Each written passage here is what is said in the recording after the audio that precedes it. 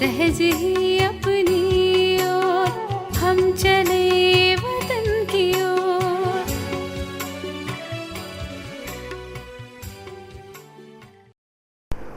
ஓம் சாந்தி 11/7/1971 அவ்யக்த பாப்தாதா மதுபன்.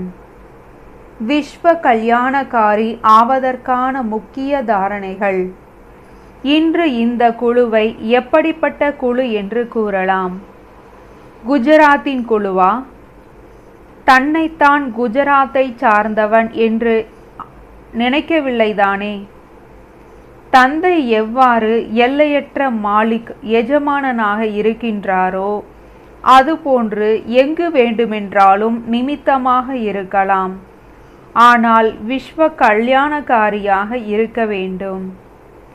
திருஷ்டி மற்றும் விருத்தி, அதாவது நினைவில் விஸ்வ கல்யாணக்காரி என்ற பாவனை சதா இருக்கின்றதா? அல்லது குஜராத்திற்கு நன்மை செய்ய வேண்டும் என்ற பாவனை இருக்கின்றதா? குஜராத்தில் இருந்தாலும் லட்சியம் உலகத்திற்கு என்று இருக்கின்றது அல்லவா? எல்லையற்ற சேவையில் இருக்கின்றீர்கள் அல்லவா? இது நிமித்தமாக கொடுக்கப்பட்ட கடமையாகும். அதனை நிமித்தமாகி செய்து கொண்டிருக்கிறீர்கள். ஆனால் எந்த போதை இருக்கின்றது? நாம் விஸ்வ கல்யாணக்காரி என்றுதானே வர்ணனை செய்கிறீர்கள். உலகை மாற்ற வேண்டும். எந்த சேவை செய்தாலும் அல்லது சேவைக்கான சாதனங்களை உருவாக்கினாலும் அதில் உலகம் என்ற சப்தத்தை எழுதுகின்றீர்கள் அல்லவா? உலகை புதிதாக ஆக்கக்கூடியவர்களாக இருக்கிறீர்கள். உலக மாற்றம் ஏற்பட்டு கொண்டே இருக்கின்றது. ஒரு இடத்தில் ஒளி எழுப்பினால் அது நாலாபுறமும் பரவிவிடும் அல்லவா? நிமித்தமாக ஒரு ஸ்தானத்தில் ஒளி எழுப்ப செல்கிறீர்கள். ஆனால் அது நாலாபுறமும் பரவிவிடுகின்றது அல்லவா?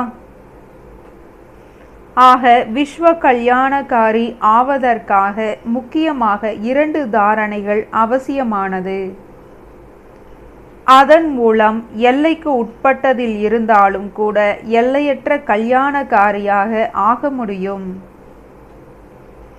அந்த தாரணை இல்லையெனில் அவர்களது சப்தங்கள், அவர்களது திருஷ்டி எல்லையற்ற உலகின் பக்கம் சென்றடைய முடியாது.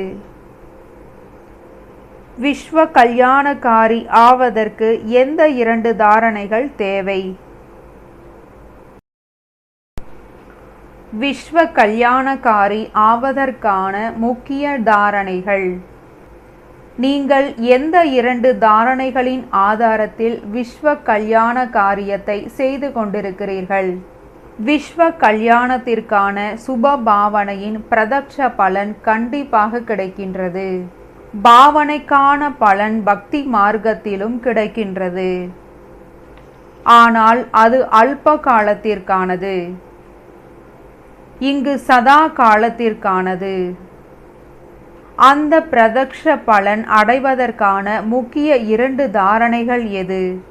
தாரணை இல்லாமல் தனது அல்லது சேவையில் முன்னேற்றம் ஏற்பட முடியாது. அதனை செய்து கொண்டிருக்கிறீர்கள். மேலும் செய்தே ஆக வேண்டும். செய்வோம் என்ற சப்தம் கூடாது. செய்தே ஆக வேண்டும். 2 முக்கிய தாரணைகள் ஈஸ்வரிய ஜொலிப்பு மற்றும் கூடவே கருணை. ஜொலிப்பு மற்றும் கருணை இரண்டும் கூடவே இருந்தால் மற்றும் சமமாக இருந்தால், இரண்டு குணங்களின் சமநிலையின் மூலம் ஆன்மீக நிலை உருவாகிவிடும். இதனையே ஆன்மீகம் அல்லது ஆன்மீக நிலை என்று கூறப்படுகிறது. ஜொலிப்பும் முழுமையாக இருக்க வேண்டும் மற்றும் கருணையும் முழுமையாக இருக்க வேண்டும். இப்பொழுது ஜொலிப்பை விட்டுவிட்டு கருணை மட்டுமே காண்பிக்கிறீர்கள், அல்லது கருணையை விட்டுவிட்டு ஜொலிப்பில் மட்டுமே வருகிறீர்கள். ஆகையால் இரண்டின் சமநிலையின் மூலம் உருவாகும் ஆன்மீக ஸ்திதியில் குறை ஏற்பட்டு விடுகின்றது. ஆகையால் எந்த காரியங்கள் செய்தாலும் அல்லது வாயின் மூலம் உரையாடல் செய்து கொண்டிருந்தாலும் கருணை மற்றும் ஜொலிப்பு இரண்டும் சதா சமமாக இருக்கின்றதா என்று முதலில் சோதனை செய்யுங்கள். இரண்டையும் சமம் ஆக்குவதன் மூலம் ஒன்று தனது ஸ்வமானத்தை தானே வைத்து கொள்ள முடியும், மற்றொன்று அனைத்து ஆத்மாக்களிடமிருந்தும் ஸ்வமானம் பிராப்தியாக கிடைக்கும். ஸ்வமானத்தை விட்டுவிட்டு மானத்திற்கான மரியாதை இச்சை வைப்பதன் மூலம் வெற்றி கிடைப்பது கிடையாது. மானத்திற்கான இச்சையை விட்டு ஸ்வமானத்தில் நிலைத்துவிட்டால் மானம் மரியாதை நிழல் போன்று உங்கள் பின்னால் வரும். எவ்வாறு பக்தர்கள் தங்களது தேவதை அல்லது தேவிகளின் பின்னால் குருட்டு நம்பிக்கையுடன் ஓடுகின்றனர், அதுபோன்று சைத்தன்ய சொரூபத்தில் ஸ்வமானத்தில் நிலைத்திருக்கும் ஆத்மாக்களின் பின்னால் அனைத்து ஆத்மாக்களும் மானம் கொடுப்பதற்காக ஓடி வருவார்கள். பக்தர்களின் ஓட்டத்தை பார்த்திருக்கிறீர்களா? விஸ்வ கல்யாணக்காரி ஆவதற்கான முக்கிய தாரணைகள். பாகம் 3. உங்களது நினைவு சின்னமாக ஜட சித்திரம் இருக்கின்றது. அதிலும் சிற்பிகள் முக்கியமாக ஒரு புறம் சக்திகளின் ஜொலிப்பை மிக ஆக்ரோஷமாக காண்பிக்கின்றனர், மேலும் கூடவே கருணையையும் காண்பிக்கின்றனர். ஒரே சித்திரத்தில் இரண்டு உணர்வுகளையும் வெளிப்படுத்துகின்றனர் அல்லவா? இவ்வாறு ஏன் செய்கின்றனர்? ஏனெனில் நடைமுறையில் நீங்கள் ஜொலிப்பானவர்களாக மற்றும் கருணை உள்ளம் உடையவர்களாக மூர்த்திகளாக ஆகியிருக்கிறீர்கள். ஆக ஜட சித்திரிலும் கூட முக்கிய இந்த தாரணைகளை காண்பிக்கின்றனர். ஆக நீங்கள் இப்பொழுது சேவையில் இருக்கிறீர்கள். சேவையின் பிரதக்ஷ பலனிற்கு ஆதாரம் இந்த இரண்டு முக்கிய தாரணைகளின் மீது இருக்கின்றது. கருணை உள்ளம் உடையவர்களாக கண்டிப்பாக ஆக வேண்டும். ஆனால் எதன் ஆதாரத்தில் மற்றும் எப்பொழுது, இதையும் பார்க்க வேண்டும். ஜொலிப்பு கண்டிப்பாக கொண்டு வர வேண்டும். ஆனால் எப்படி மற்றும் எந்த முறையில் பிரதக்ஷம் செய்ய வேண்டும் என்பதையும் பார்க்க வேண்டும். ஜொலிப்பு என்பது வர்ணனை செய்வதன் மூலம் அல்லது காண்பிப்பதன் மூலம் தென்பட்டு விடாது. ஜொலிப்பு கண் முகம் மூலமாக தானாகவே தனது சாட்சாத்காரத்தை செய்வித்துவிடும். ஒருவேளை இதை பற்றி வர்ணனை செய்கின்றீர்கள் எனில் ஜொலிப்புக்கு பதிலாக பெருமை தென்பட்டுவிடும். பெருமையை காண்பிக்காதீர்கள், ஜொலிப்பில் இருங்கள். அச்சமூட்டுதலை அகங்காரம் அல்லது கோபத்தின் வம்சாவளி என்று கூறுவர். ஆகையால் அச்சமூட்டுதலை மிரட்டல் காண்பிக்காதீர்கள், ஆனால் கண்டிப்பாக ஜொலிப்பில் இருக்க வேண்டும். எந்த அளவிற்கு கருணை உள்ளத்தின் கூடவே ஜொலிப்பில் இருக்கிறீர்களோ பிறகு மிரட்டுதல் அழிந்துவிடும். யார் எப்படிப்பட்ட ஆத்மாவாக வேண்டுமென்றாலும் இருக்கட்டும், அச்சம் மூட்டக்கூடிய ஆத்மாவாகவும் இருக்கட்டும், ஜொலிப்பு மற்றும் கருணை உள்ளம் உடையவர்களாக ஆவதன் மூலம் ஒரு பொழுதும் தற்பெருமையில் உச்சத்தில் வரமாட்டார்கள். சூழ்நிலை இவ்வாறு இருந்ததால் அல்லது இப்படிப்பட்ட வார்த்தைகள் கூறியதால் தான் இதை செய்ய வேண்டியதாக இருந்தது என்று இருக்கக்கூடாது. செய்தே ஆக வேண்டியிருக்கும். இவ்வாறு நடக்கவே செய்யும். இப்பொழுது சம்பூர்ணமாகவில்லை. விஸ்வ கல்யாணகாரி ஆவதற்கான முக்கிய தாரணைகள் பாகம் 4. இந்த சப்தங்கள் அதாவது மொழி இந்த குழுவில் இருக்கக்கூடாது. ஏனெனில் நீங்கள் சேவைக்கு நிமித்தமானவர்களாக இருக்கின்றீர்கள். ஆகையால் இந்த குழுவை மாஸ்டர் ஞானம் நிறைந்தவர்கள் மற்றும் சேவாதாரிகள் வெற்றியான குழு என்று கூறலாம். யார் வெற்றியாளர்களாக இருக்கின்றார்களோ அவர்கள் எதையும் காரணமாக ஆக்க மாட்டார்கள். அவர்கள் காரணங்களை நிவாரணமாக மாற்றிவிடுவார். காரணங்களை எதிரில் வைக்க மாட்டார்கள். மாஸ்டர் ஞானம் நிறைந்தவர் வெற்றி நிறைந்த ஆத்மாக்கள் எந்த காரணங்களின் மீதும் வெற்றி அடைய முடியாதா? யார் மாஸ்டர் ஞானம் நிறைந்தவர்களாக வெற்றியாளர்களாக இருக்கின்றார்களோ அவர்கள் தனது ஞான சக்தியினால் காரணத்தை நிவாரணமாக மாற்றிவிடுவார்கள். பிறகு காரணம் அழிந்துவிடும். நிமித்தமாக ஆகக்கூடியவர்கள் விசேஷமாக தனது ஒவ்வொரு எண்ணத்தின் மீதும் கவனம் செலுத்த வேண்டியிருக்கும். ஏனெனில் நிமித்தமாக இருக்கும் ஆத்மாக்களின் மீதுதான் அனைவரின் பார்வையும் இருக்கும். ஒருவேளை நிமித்தமாக இருக்கின்றவர்களே இவ்வாறு காரணங்களை கூறி நடந்தால் உங்களை பார்த்து முன்னேறக்கூடிய மற்றவர்கள் உங்களுக்கு என்ன பதில் கூறுவார்கள்? இந்த காரணத்தினால் நான் வர முடியாது, நடக்க முடியாது. தானே காரணத்தை கூறக்கூடியவர்கள் எனில் மற்றவர்களின் காரணத்தை நிவாரணம் எப்படி செய்வீர்கள்? ஏனெனில் மனிதர்கள் அனைத்தையும் அறிந்தவர்களாக ஆகிவிட்டனர்.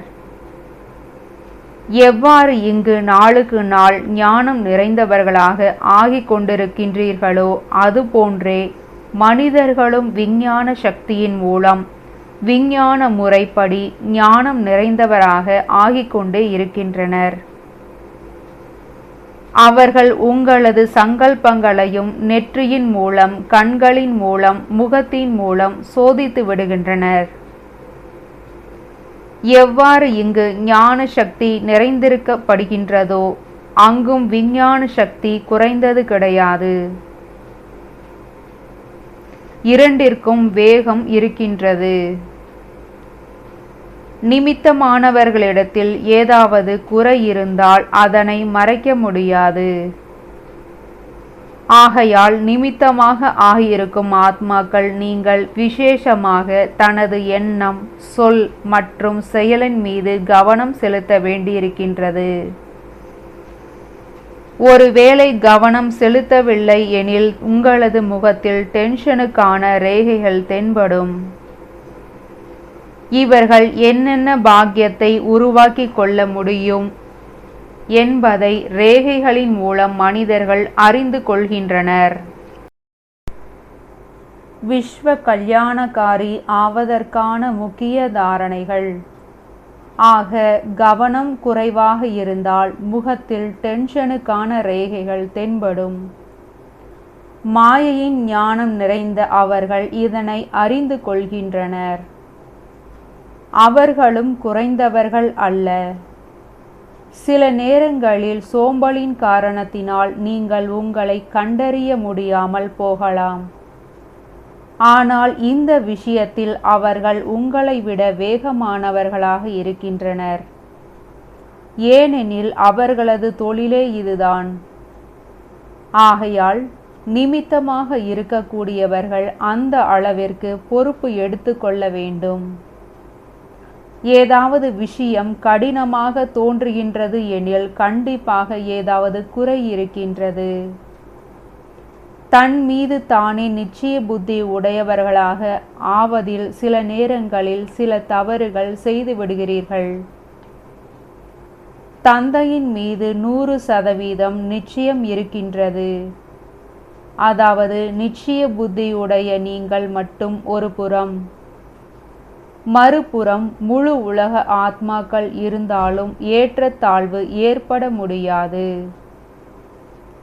அதே போன்று தெய்வீக அல்லது ஈஸ்வரிய ஆத்மாக்களின் மூலம் அல்லது உலக ஆத்மாக்களின் மூலம் ஏற்றத்தாழ்வு ஏற்படுத்துவதற்கு ஏதாவது காரணம் உருவானாலும் உங்களுக்கு தன் மீது நிச்சய புத்தி குறைவு ஏற்படக்கூடாது. ஆகையால் ஜொலிப்பின் கூடவே கருணையும் வைக்க வேண்டும். வெறும் ஜொலிப்பு மட்டும் கூடாது, கருணையும் வேண்டும்.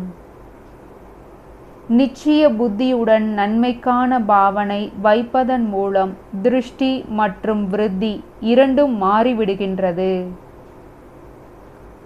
எப்படிப்பட்ட கோபமான மனிதன் எதிர்க்கக்கூடியவர்கள் அல்லது நிந்தனை செய்யக்கூடியவர், திட்டக்கூடியவராக இருக்கலாம். ஆனால் நன்மைக்கான பாவனை ஒவ்வொரு ஆத்மாவின் மீதும் இருக்கின்றது எனில் பெருமை என்பது மாறி கருணையாகிவிடும். பிறகு ரிசல்ட் எப்படி இருக்கும்? அவரை அசைக்க முடியுமா? அந்த சுப சங்கல்பத்திற்கான பாவனை அவர்களது சமஸ்காரங்களை மாற்றம் செய்வதற்கான பலன் காண்பிக்கும். சில விதைகளின் மூலம் உடனடியான பலன் கிடைக்கின்றன. சில உடனடியாக பலன் கொடுக்காது. சிறிது காலம் தேவைப்படுகிறது. இவ்வாறு கண்டிப்பாக ஏற்படுகின்றது. பழம் வெளிப்படுவதே கிடையாது என்று இதில் தைரியத்தை இழந்துவிடக்கூடாது. அனைத்து பழங்களும் உடனடியாக வெளிப்படுவது கிடையாது. விஸ்வ கல்யாணக்காரி ஆவதற்கான முக்கிய தாரணைகள். சில விதைகள் இயற்கையான மழை பொழிகின்ற பொழுதுதான் காய்கனிகளை கொடுக்கின்றது. தண்ணீர் கொடுப்பதன் மூலம் வெளிப்படுவது கிடையாது. இதுவும் நாடகத்தில் பதிவாகப்பட்டிருக்கிறது. இப்பொழுது அழிவற்ற விதையை தெளித்து கொண்டிருக்கிறீர்கள். சில உடனடி பலன்களை வெளிப்படுத்தும். சில எப்பொழுது இயற்கை சீற்றங்கள் ஏற்படுகின்றதோ, நாடகத்தின் காட்சிகள் மாற்றம் ஏற்பட போகின்றதோ, அந்த இயற்கையான வாயுமண்டலம் சூழ்நிலையானது அந்த விதையிலிருந்து பலனை வெளிப்படுத்தும். விநாசம் ஏற்படும். இது உத்திரவாதமாகும். விதையே அழிவற்றது என்கின்ற பொழுது பலன் ஏற்படவில்லை என்பது இருக்கவே முடியாது. ஆனால் சிலர் நெருக்கத்தில் வருகின்றனர். சிலர் பின்னால் வரக்கூடியவர்கள் எனில் அவர்கள் இப்பொழுது எப்படி வருவார்கள்? அந்த பலன் பின்னால் கிடைக்கும். ஆகையால் சேவை செய்தும் அது வீண் ஆகிவிட்டதே என்று பார்க்கவோ அல்லது சிந்திக்கவோ கூடாது. வரிசை கிரமமான நேரத்தின்படி பலன் தென்பட்டு கொண்டே இருக்கும். ஆக இது வெற்றியாளர்களின் குழு, ஞானம் நிறைந்த குழு, சேவாதாரிகளின் குழுவாகும். இது முத்திரையாகும். தனது இந்த ட்ரேடு மார்க் முத்திரையை சதா பார்த்து கொண்டே இருங்கள். திருமூர்த்தி முத்திரை குத்தப்பட்டு விட்டது அல்லவா? மேலும் இதே நினைவில் இருந்து சேவையின் ஒவ்வொரு அடியும் பல மடங்கு வருமானமாக மாற்றிக்கொண்டே செல்லுங்கள். ஒவ்வொரு சங்கல்பத்தின் மூலம் பல மடங்கு வருமானம் சேமிப்பாகின்றதா என்று சோதனை செய்யுங்கள். ஒவ்வொரு பேச்சின் மூலம், ஒவ்வொரு காரியத்தின் மூலம், ஒவ்வொரு அடியின் மூலம் பல மடங்கு வருமானத்தை சேமிப்பு செய்தேனா? இல்லையெனில் ஒவ்வொரு அடியிலும் பதம் என்று ஏன் கூறப்படுகின்றது? பதம் என்று தாமரை மலரையும் கூறப்படுகின்றது அல்லவா? ஆக பதம் போன்று ஆகி நடப்பதன் மூலம் ஒவ்வொரு சங்கல்பம் மற்றும் ஒவ்வொரு அடியிலும் பல மடங்கு வருமானம் செய்ய முடியும். ஒரு சங்கல்பமும் கூட வருமானமின்றி இருக்காது. இப்பொழுது இவ்வாறு கவனம் செலுத்தக்கூடிய நேரமாகும். ஒரு அடியும் கூட பல மடங்கு வருமானமின்றி இருந்துவிடக்கூடாது. நிமித்தமாக இருக்கக்கூடிய குழு அல்லவா? கிரீடதாரிகளாகிய தீர வேண்டும். எந்த அளவிற்கு தனது பொறுப்பு என்ற கிரீடத்தை தாரணை செய்கிறீர்களோ அந்த அளவிற்கு மற்றவர்களது பொறுப்பு என்ற கிரீடத்தையும் தாரணை செய்ய முடியும். விஸ்வ கல்யாணக்காரி ஆவதற்கான முக்கிய தாரணைகள். நிமித்த ஆசிரியர்களின் மீது அனைவரின் பார்வையும் அதிகமாக இருக்கின்றது. எதிரில் உதாரணமானவர்களாக நீங்கள் இருக்கின்றீர்கள். ஆகையால் அதிகமான பொறுப்பு உங்கள் மீது இருக்கின்றது. நீங்கள் ஒரு கண்ணாடியை போன்று அவர்கள் முன் இருக்கின்றீர்கள். உங்களது ஞானம் ஸ்திதி என்ற கண்ணாடி மூலம் உங்களது சுரூபத்தின் சாட்சாத்காரம் செய்விக்கக்கூடிய கண்ணாடியாக நீங்கள் இருக்கின்றீர்கள். ஆக எந்த அளவிற்கு கண்ணாடி சக்திசாலியாக இருக்கின்றதோ அந்த அளவிற்கு சாட்சாத்காரம் தெளிவாக இருக்கும். ஆக அவர்களது நினைவு சக்திசாலியாக இருக்கும்.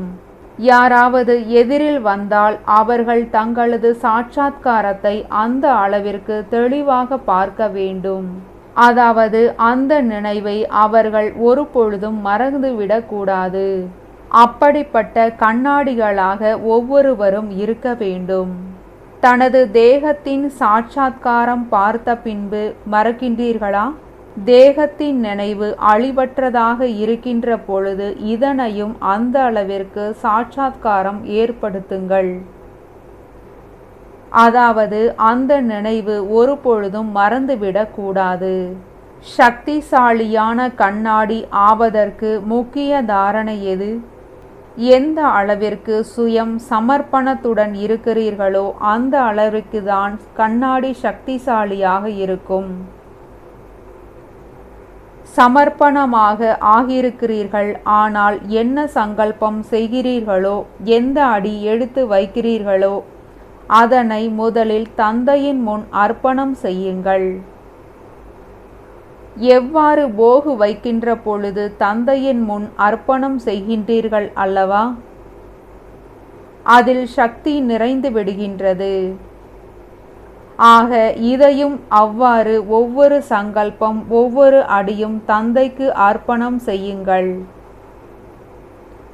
என்ன செய்தீர்களோ என்ன சிந்தித்தீர்களோ தந்தையின் நினைவில், அதாவது தந்தையின் காரிய கடமையின் நினைவு இருக்க வேண்டும்.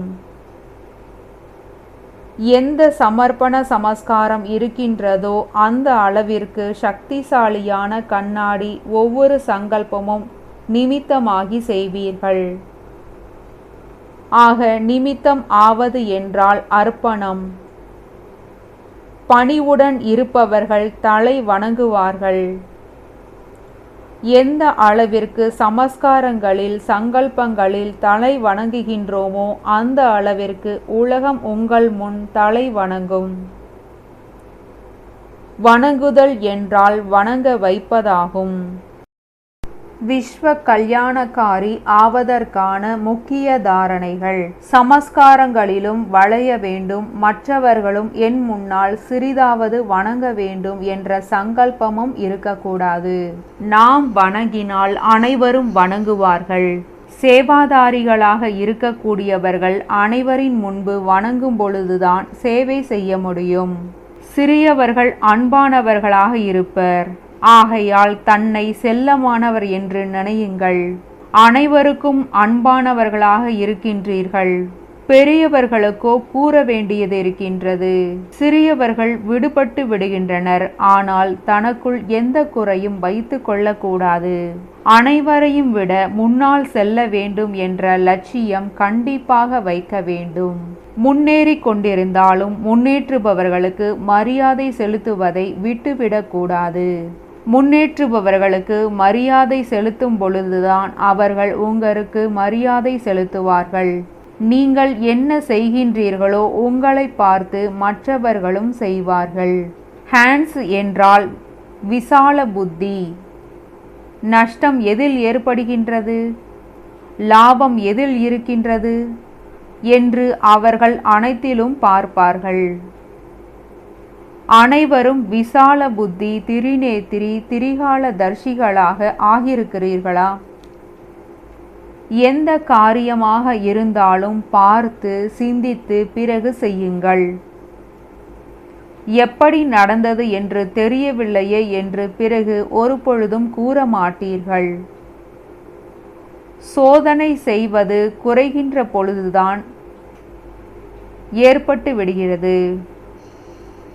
திரிகால தர்ஷியின் சப்தம் இது கிடையாது. விரும்பவில்லை, ஆனால் நடந்துவிட்டது. மாஸ்டர் சர்வசக்திவான் விரும்பியது செய்ய முடியவில்லை. இவ்வாறு இருக்க முடியுமா? இப்பொழுது இந்த பேச்சை அழித்து விடுங்கள். சக்திகள் அல்லவா? சக்திகளின் செயல்கள் மற்றும் எண்ணங்கள் சமமாக இருக்கும். நினைத்தது ஒன்று, நடந்தது வேறு. இது சக்திகளின் குறை ஆகும். நல்லது. வரதானம். தந்தையின் நினைவின் மூலம் மகிழ்ச்சியற்ற சூழ்நிலையிலும் சதா சுகம் மற்றும் மகிழ்ச்சியின் அனுபவம் செய்யக்கூடிய மகாவீர் ஆகுக. சதா தந்தையின் நினைவில் இருக்கக்கூடியவர்கள் ஒவ்வொரு குழப்பமான சூழ்நிலையிலும் சதா திருப்தியாக இருப்பார்கள். ஏனெனில் ஞான சக்தியின் ஆதாரத்தில் மழை போன்ற சூழ்நிலைகளும் கூட கடுகு போன்று அனுபவம் ஆகும். கடுகு என்றால் ஒன்றும் இல்லை. சூழ்நிலைகள் மகிழ்ச்சியற்றதாக இருக்கட்டும், துக்கமானதாக இருக்கட்டும், ஆனால் துக்கமான சூழ்நிலையிலும் சுகமான ஸ்திதியில் இருக்கும் பொழுதுதான் மகாவீர் என்று கூற முடியும்.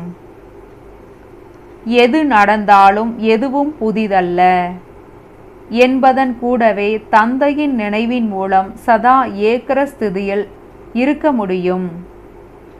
பிறகு துக்கம், அசாந்தியின் அலைகள் வராது. ஸ்லோகன். தனது தெய்வீக சொரூபம் சதா நினைவில் இருந்தால் எந்த வீணானவைகளிலும் பார்வை செல்ல முடியாது. நல்லது. ओम शांति। तुम बच्चों को तो सर्विस करनी है, जो बाबा कहते हैं सबको ये बताओ कि देखो तुम्हारा एम एंड ऑब्जेक्ट ये है, एक गीता है बगैर, ये राजयोग है ना बच्चे। कैसे है राजयोग? बिल्कुल सहज है कि बाप को याद करो तो ये वैसा मिलेगा तुमको। ओम शांति।